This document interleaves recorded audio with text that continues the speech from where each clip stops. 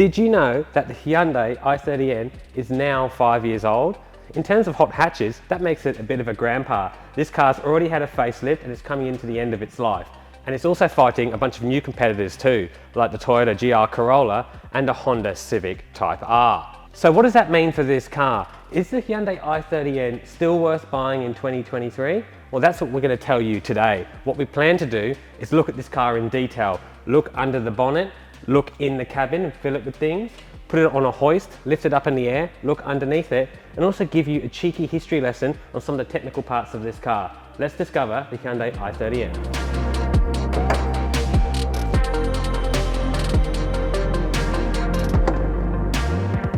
As I mentioned earlier, this particular car is an i30 Drive N edition. It's one of 800 limited editions worldwide.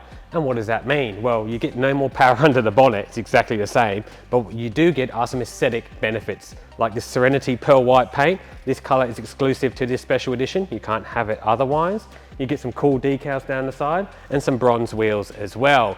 To be honest, I've had a bunch of 50, 55-year-old men and women comment on how much they absolutely love this car. So if you want to pick up at the bowling club, buy an i30N. But no, more seriously, let's talk about this engine. It is a 206 kilowatt, 392 Newton meter, 2 litre turbocharged 4. And interestingly, it has a bit of JDM soul, this engine. What I've got parked next to it is a Mitsubishi Airtrek, which is powered by a 4G63 engine, known most famously for being in a Mitsubishi Evolution. Now, why have I got that here? Well, about 20 years ago, Hyundai used to build the Mitsubishi Sirius engine, or the 4G motor, on license. It actually built basic Evo engines for a long time of its life. After that time had passed, Hyundai, Mitsubishi and Chrysler combined together to build a joint venture 4-cylinder engine, which is the bottom end in this car. Each brand tops the engine differently, but they use a common bottom end. So there you go, there is a bit of Evo DNA under the bonnet of this i30N. What's it like underneath? Well, let's stick it up on the hoist and have a look at what makes it go pop and bang.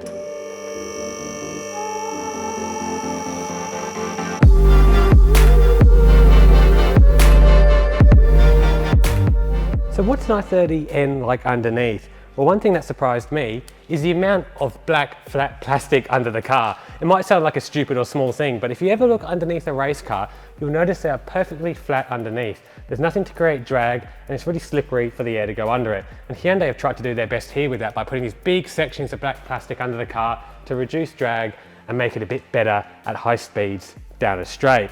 What else do we see under here? Well, the hubs are pretty simple. Alloy hubs, some thick drive shafts, big brakes, some adaptive dampers under there. But now let's address the main thing you want to know. Why is this car so bloody loud? Well, let's go to the back of the thing and check that out. But on the way, I want to point out one thing too. I love how this exhaust is notched over this little member here. It just shows you the extra bit of detail Hyundai go to make sure the thing doesn't rub on anything. But over at the back is where the party happens. What we have here is a variable exhaust. You'll notice that this outlet is at the back and this one is at the front. This one over here is a normal one. It's the quiet one. It's the neighbor-friendly exhaust. It runs through the baffle, comes out of here, keeps everyone happy. If you press a button, however, this valve opens up a butterfly in this side, which makes exhaust gas flow out of an unbaffled section. Coupled with some clever fueling strategies and this open exhaust, you get snap, crackle and pop, and heaps of decibels with it too. So that's essentially how this Hyundai i30N exhaust works. I know this is the boring part, but with a Drive N edition, it's probably where you get the most things that's in the cabin. So let's quickly have a look at what's inside this car. The most important thing are these seats. They are fantastic to sit in. They are one piece back. They've got nice bolsters, they grab your fat bits, they keep you where you need to be. I quite like them. They've also got an exclusive trim pattern in this car too, which is Alcantara with some very red racing stripes. One thing I don't like about these seats is the fact they light up. Now, I know BMW do this, but they're not right about everything. Seats don't need to light up. Honestly, they just need to hold your ass in place. They don't need to illuminate the car. I don't know why they light up. I'm not sure why they light up, and I don't think they need to light up. But there you go. They are called N-Light seats. What's the rest of the cabin like? Well, in a Drive N edition, pretty good. You get this wonderful Alcantara interior. Speaking of, you get Alcantara here, here, somewhere down there, and up here as well. All the red buttons on this car are red, not blue. They've changed them, which is kind of nice. You get a bit of a plaque underneath too that gives you a build number. Let me have a look here. This one is number 622 of 800. There you go, limited edition car. Got an infotainment system as well with Apple CarPlay, Android Auto, and a bunch of other crap you probably don't use. But yeah, that's this cabin in a nutshell. Let's jump in the back for a quick, in-depth review. Look, heaps of room here. One last thing we have to do is measure the boot. How do you do that? By using awesome Japanese 3-piece wheels, stupid.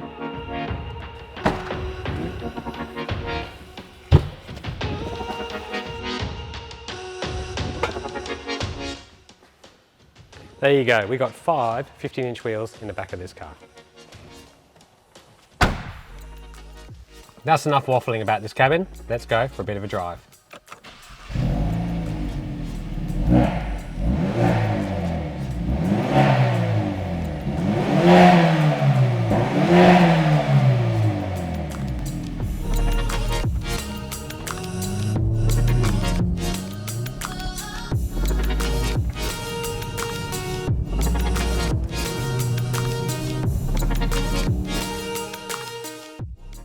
Alright, one of our favourite things about this car is this dual clutch transmission. It shifts fast and it gives the engine plenty of performance, which we'll show you now out of this gap when we can eventually get out if you're ready for it. It's also got this button here, N grin shift. We'll give that a press. It's like a scramble boost. It gives you a bit more power for 20 seconds. So let's give it a bit of a jab and see what it's like. Bit of wheel spin there, second. Yeah, it's not slow, this car, and that transmission definitely helps you get more out of the engine. It shifts quick, responds really well, and it's tight on the shifts. It's just a good transmission. It's an in-house Hyundai 8-speed wet dual clutch, and it's bloody fantastic. If you love driving and you may be over a manual and you want to use this car on the day-to-day, consider this auto. It's bloody fantastic. Over here on this billiard smooth road, it's pretty good. I'm in N mode at the moment. I'll take it off down to Eco. And look, it's quite tolerable. On these smooth sections of road, it's comfortable, it's okay. Even in N mode, with the exhaust loud, it's just about okay. We're gonna turn down a side street here where the road gets a bit bumpy, and you watch the camera footage. Watch it get a bit skew whiff and a bit how you going, because this car is firm at times. And on certain sections of road, it does get a bit nasty.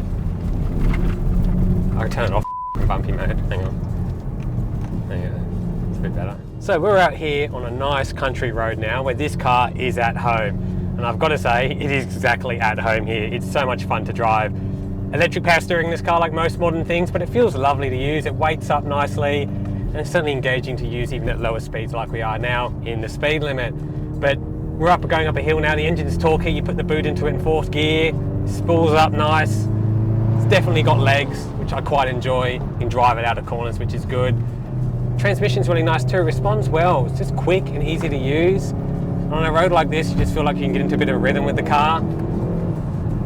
Yeah, it's very confidence inspiring too. It's the sort of thing that you feel like you can get in and drive fast right away. All the controls are weighted nice, everything's in the right spot. And it's just a bit of an enjoyable car to drive, I reckon. Bang it down a few gears, we'll give you some acceleration now.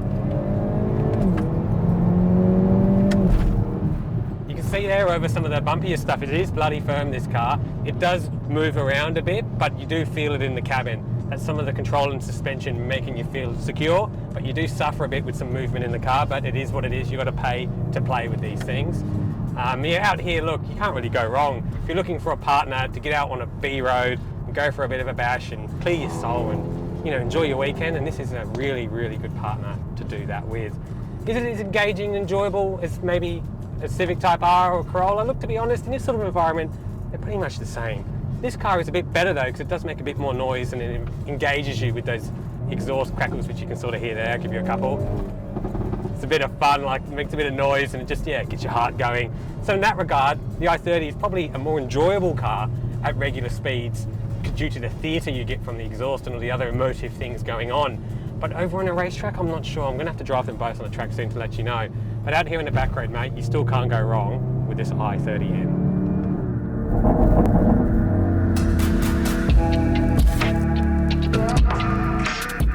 Yeah, that was a bit of fun for sure. So 5 years on, how do we feel about the i30N? Look, this one here costs about $60,000 on the road. Now compared to a GR Corolla, that's in that mid to high 60s, you're going to say that the Corolla is fair value, maybe a little bit better than this car. But personally, you can't buy a GR Corolla to save your life. I ordered one. I was told 24 months, whereas this you can buy tomorrow. That's one reason to buy one. Second thing too is that on the street, to be honest, it's a really good car, this still. The exhaust gets you going. It's very evocative, very emotive. That powertrain is sensational, and their new 8-speed dual clutch is also a fantastic transmission, which gives this car a bit more versatility than the manual only Corolla or the manual only Honda Civic Type R. So if you're looking for something, bit of weekend, bit of school run, maybe you might throw their partner in it too, and you still want to go out and have your cake and eat it and hit out some laps, this is probably the car to do it in. So 5 years on, if you're still looking for a fun performance hatchback with a streak of track work in it, you've got to get behind the wheel of one of these. I still reckon it's the pick.